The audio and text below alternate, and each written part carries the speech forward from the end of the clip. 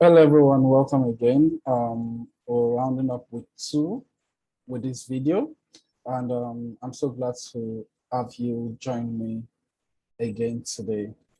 So in our last video, we discussed, sorry about that, we discussed on arithmetic operators, relational operators, logical operators, and decision making and conditionals, right? So this week, we're going to be discussing on assignments, operators, and loops. And then we're going to be having 3 of our labs that we haven't, touched for some time now. So we're going to be having 3 of our labs this week. So jumping right in, I'm going to open up our code. I'm going to zoom this in so everyone is seeing it properly. Okay, this is fine. So like I said, we're going to be touching on assignment operators and loops this week, but we're starting with assignment operators. So what are assignment operators? Assignment operators are, or assignment operators is it equal to sign? Sorry, I'm just thinking of the best way to say it so that it's not sounding too funny. And yeah, it's supposed to be assignment operator, not operator, because it's just one operator that can be used to assign variables, right? So assignment operator. Okay, it's the equal to sign. You know, we've been using the equal to sign all the while, but then we'll be using it as a double equals, which means you're comparing the value on the left to the value on the right. You're comparing the item on the left, the item on the right to the item on the left. Yeah. So, but that's for comparing and decision making. But for assignment operators, all you need to do is, what we've been doing since, let me even bring this up. Yeah, something like this now. So something like this too, that we've been doing since, is what you call assignment operators, or an assignment operator in action, right? So now we're assigning the value on the right to the value on the left. It's more like you have a bucket of water and you're pouring water, or you have a bucket, an empty bucket, and you're pouring water into it. So the water is the, in this case, the value on the right, and then the bucket is, in this case, the name on the left. So more or less, we're trying to put 5 into num1, and we're trying to put, I'm going to make this different, we're trying to put 7 into num2. Now, the operator here, this equal to sign, is saying num1 is equal to 5. So what that means is whatever you're using num1 is 5. All right. So it's not like saying how do I put it now? It's not like saying 1 plus 1 is equal to 2. So in that case, this is what I mean. If I say num1 is equal to 5 plus 5, then num1 would be 10, right? But ordinarily, in the mathematics, the item being calculated should be on the left, and then the result should be on the right. So that's why I'm trying to point out that this is not like same mathematics, right? It's just storing the value on the right in the value on the left. So for programming, you're going from the right to the left. You're looking at the right, finding out what the value is, and then before you look at the left, find out what container it's inside, right? So the value on the right is going into the value on the left, and then it's going to be stored wherever we have num1 is, or num2, and that's just what assignment operators are, right? So I'm just going to leave that, and that's just simply what assignment operators are.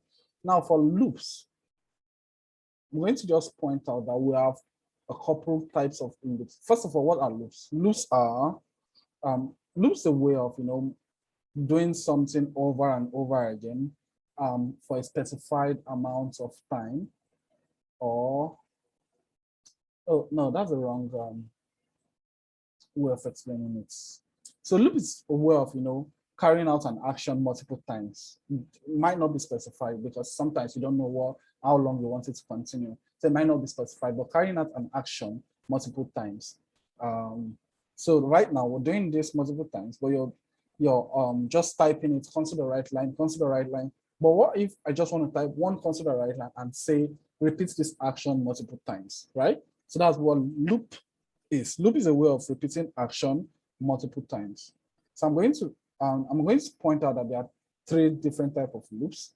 There's the for loop, three main types of loop. Anyways, there's the for loop, there's the while loop, sorry, and then there is a do while loop. So these are the three main type of loops. And I'm going to show you an example of how they look right now, starting with the for loop. So for the for loop, it's more or less like saying for bracket. Inside of here, you're going to put in the, okay, first of all, you're going to put in the initial variable. So this is not how it's going to be, but I'm just typing in so you know what's happening. Initial variable, sorry, initial variable. This is going to throw an error, but let's continue. Then ending variable and step, right? So then when you're done with that, inside of this block of code, you're not going to do the action that you want to be carried out, right? So how do you do the initial variable? Initial variable means where do you want it to start from? So I want it to start from 0. Normally programming always, start the counting from 0 and not 1. So if you're starting, most of the time, if you're counting in programming, you're counting from 0, 0, 1, 2, 3, not 1, 2, 3, right? So I'm going to say int I, which means index in this case, but I can use any variable name. I can use num3 or num4, but most of the time we use int I equals 0. So that's saying I want this to start from 0, semicolon. Then our ending variable, I want it to run for 10 times. So I'm going to say int I should be lesser than 10. That's our ending variable. So once it's lesser than 10, sorry, not int I, so it's going to be I lesser than 10.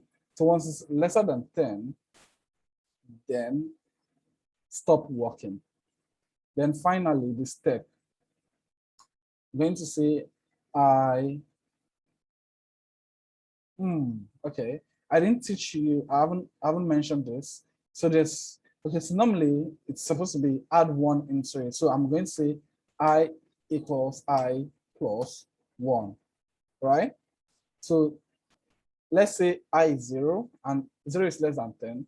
So in this case, before you go into the block, add 1 to 0 and store it in I. Then when you come back, I would be 1. 1 is less than 10. Add 1 to 1 and store it in I. When you come back, I will be 2. The same thing, do that until it gets to 10.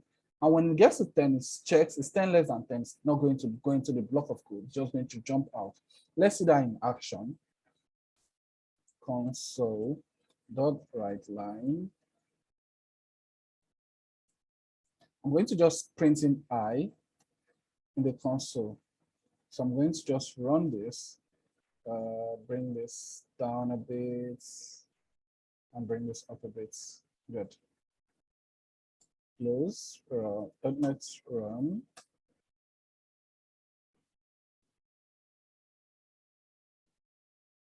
So let's give it a second.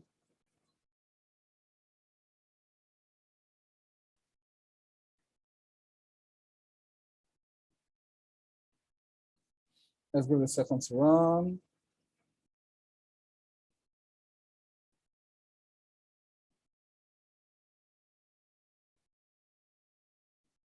Okay, so there's an error. Local variable name num1 is already defined, blah, blah, blah. So I'm going to close. I'm going to remove this and remove this. Yeah, so they're already there. Remove all of this and then close this and run again. bring this back up. Yeah. Okay, so we just need a loop section. So let's bring this back up a bit. All right, so you see that. So for every time it goes through the loop, it's going to write in the console 0, 1, 2, 3. Until it gets to 9. When it gets to 10, it says 10 is less than 10 is not less than 10, and it jumps off. So let's see that in action. I'm going to do something called concatenation.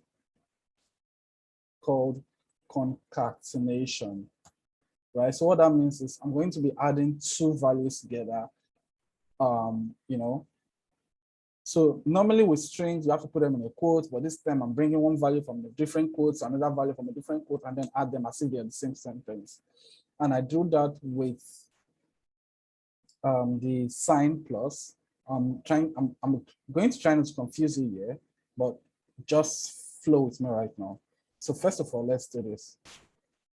This is number space, and I'm going to put in plus, and then we're having, this is number 0, it comes back, this is number 1, it comes back, this is number 2, it comes back, this is number 3, right? So this is me concatenating a value here to another value. So I can do more concatenation. I can put in full stop and another plus, and oh my God. And okay, no, sorry. I put in plus, then full stop here, and another plus that says we are moving to next number, another full stop, right? So now this is me joining three supposed strings together. This is an integer anyways, but because of the plus between strings, it's converting it, automatic conversion. Remember when we talked about it, converting it to a string. So yeah, I was saying this is number 0, we're moving to the next number. This is number 1, moving on to the next number. And that's what concatenation does. It just adds two or more strings together. So now, for me not to confuse you here, we're going to just point out that the plus sign, which was an arithmetic operator, is also in this case serving as an operator for concatenating two strings together. As you can see, this is number, it brought in a variable here, and then continue from here, we're moving to next number. This is number 1, moving to next number. This is number 2, and then we have just one consonant right line that worked 10 times. Although it's saying 9, but it's 10 times, because if you count this 0, you're like 1, 2, 3, 4, 5, 6, 7, 8, 9, 10. 10 times, right? So another thing I would like to point out is this can also be changed to I plus plus. I plus plus. What that means is add 1 to I. Keep adding 1 to I. If I want to do I minus minus, it's like what it does is keep subtracting 1 from I. So plus plus in programming means keep, adding 1, keep adding 1. That's why let's see. An example would be C, language C, and the language C++. So C++ is assumed to be like, the senior brother to C. So it's more like we just added a little bit to C to form C++, right? So it's just like a normal programming terminology. So I plus plus is the same as I equals I plus 1, right? Okay, so that should be clear. Now, the next thing is while loop. So for the while loop, what happens is this. While you can see that most of the time it's even easy because for whatever you're doing, you're starting with that word. For if statements, you're starting with if. For loops, you're starting with for. For while loop, you're starting with while, and I'm guessing you know that for do while loop, you're going to be starting with do. So we're going to get there, but let's just do this quickly. So for while loop, you're passing in the condition, the ending point, inside of here, right? So you're going to have to, create a variable outside the while loop, and then inside of here, you're passing in the condition while I is less than 10. Then do whatever is in this block, carry out the action, then the next is step, also in the block, right? So for our case, I'll just say I plus plus and close it here. Then our step would be, our action would be this same thing. I'm just going to put in the action here. So this is the same as this for loop, right? It's just like different way of doing it, right? So just going to close this and do it again. And you see that we're still going to get the same thing. Let's just give it a second. Awesome. Can you see that we got the same thing? So you might want to ask, like, okay, so what's the difference? The difference is just the syntax. They carry out the same operation. The syntax is just the difference. And by syntax, I mean the way we write out the commands. This is what we call syntax, right? That's just the difference. They do the same thing. Now, the difference between a while loop and a do while loop, yes, it's not just the syntax for that case. There is a very significant difference. So I'm going to show you that right now by closing this. And then for a do while loop, we're going to be doing do our block of code while simple. So for a do while loop, our starting point will be outside in I equals 0. Then no ending point. The action, then step, then the ending point. Step, I'll make it I plus plus. Close this, good. And then I'm just going to bring out our action.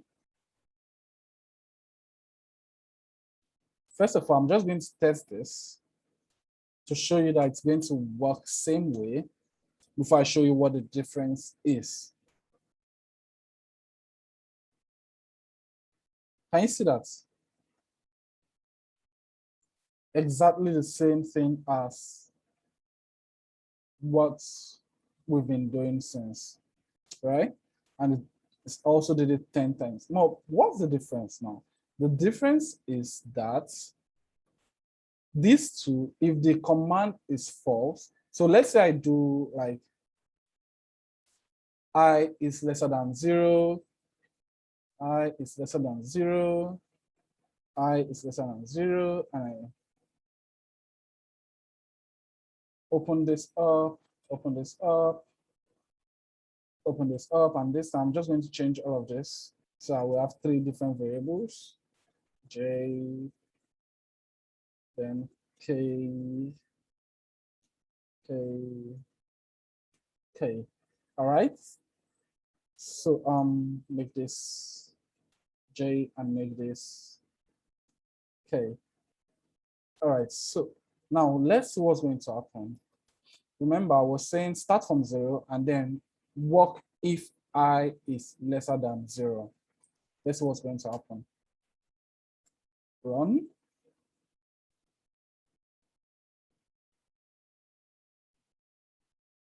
This is number 0. We're moving to next number, right? So normally it's not supposed to work, but one of them did work. Now let's find out which one worked. So I'm going to add another console.write line here to find out which one worked. And this time I'm going to add in the name of the variable, I, J. So let's find out which one worked. K. So if I works, then I will be printed before the other stuff. It's actually K that works, right? So that's the do while loop. That's the only one that worked. So what happens is, even if the first command is false, the do while loop would first of all work before checking. The previous ones, there's a check first. A check first. But for the do while loop, there's no check. The check comes after. So if there is a command you're trying to create where you want the or the action to work at least once, then the do while loop is what you want to go with. If you want it to work at least once, whether it's going to be true or false, the do while loop is what you want to go with, right? So that's just the difference between all three of them. So if you don't have any questions, please do not hesitate to reach out to me, either in the Slack group or on comments in this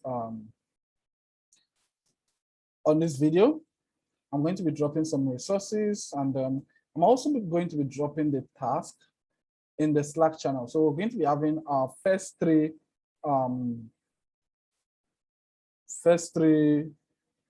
lab assignments, and here they are. So I'm going to be dropping them in the Slack group, and then we're going to have maybe a couple of days to work on them, maybe a week to work on them. We're going to send them. We're going to be using all what we've learned so far: GitHub, variables, loops, decision makings to carry out all of these labs, right?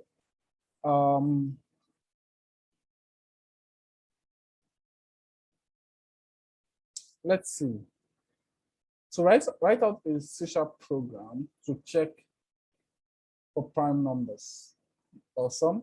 Given two numbers, return true if the sum of both numbers is less than 100. So if you have two numbers and the sum of them is less than 100, return true. Okay. Then the last lab will be, there's an operator in C# capable of providing the remainder of a. We did talk about this actually. So if you do remember, yeah, try to do this. So get two numbers and then find out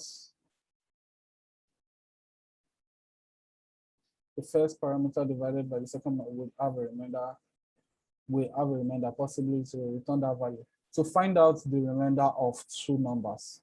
However you wish to do it, you have to just find out the remainder of two numbers. So let's have that. I'm going to be dropping this in the Slack channel, so let's not worry about that. Thank you very much, and see you in week 4, because week 3 we're supposed to be using it for our lab. So next video I'm going to be making is that of week 4, and we're probably going to be having a guest who would help us, to handle week 4. So let's keep our fingers crossed about that. I'm trying to talk with him to see if he can create a schedule or create time to record a video for us. All right, thank you everyone. Have a nice day.